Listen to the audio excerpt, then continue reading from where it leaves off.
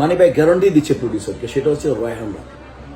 রায়হান রাফিকে হৃদয় ইংল্যান্ডের শুভেচ্ছা ভালোবাসা। এরপর কিন্তু নাটকের লোক না, ছোট পর্দার না, ও ফিল্ম বানিয়েছে, প্রথম ফিল্ম বানিয়েছে, ডকুমেন্টারি পূর্ণ ফুল ফিচার না।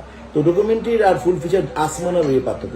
মনে করো লাইক ধরো রায়হান রাফি প্রথম ছবিতে ওকে ওকে যে প্রোডাকশন, দেখেন বললেন production, commercial production house just তাকে ব্রেক দিয়েছে।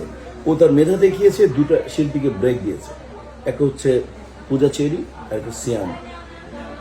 এবং তারপরের ছবিটা সে করেছে কিটু পুরমন্টু, রাইট? প্রথম ছবি সুপারহিট না? সুপার ফার্স্ট ক্লাস, দারুণ ফিল্ম বসে। সেকেন্ড ছবি করেছে ইয়ে বুঝি দহন, মোটামুটি ভালো লেগেছে। থার্ড তো মাস্টার ব্লাস্টার পরাণ, মানে আমি অন্ধভক্ত পরাণ ছবির। এই ছেলেটার ভিতরে, এই ছেলে কিন্তু নিজে, অতএব একে আমি মিডিয়ার বলবো না, একে আমি 100% বলবো কমার্শিয়াল ছবি থেকে আসছে, ও কখনো নাটক বানায়নি।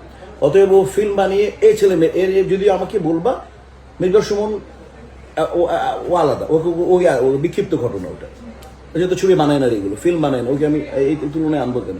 বাট রেগুলার ছবি বানিয়ে যাচ্ছে প্রথম ছবি থেকে আজ পর্যন্ত, এবং মানি ব্যাক গ্যারান্টি দিচ্ছে প্রডিউসারকে, সেটা হচ্ছে রায়হান রাফি।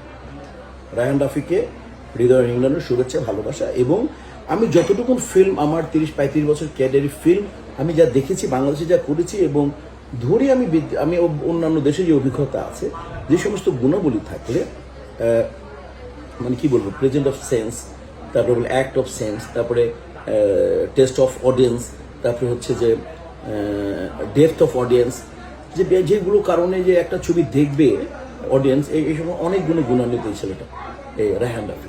এই তুলনামূলকভাবে এই তিনটার মধ্যে রায়হান রাফি এগুলো, অনেক এগুলো। ওকে আমি যেহেতু নাটকের শিল্পী না, ও ফিল্মেরই বানানো, ও অনেক ভালো।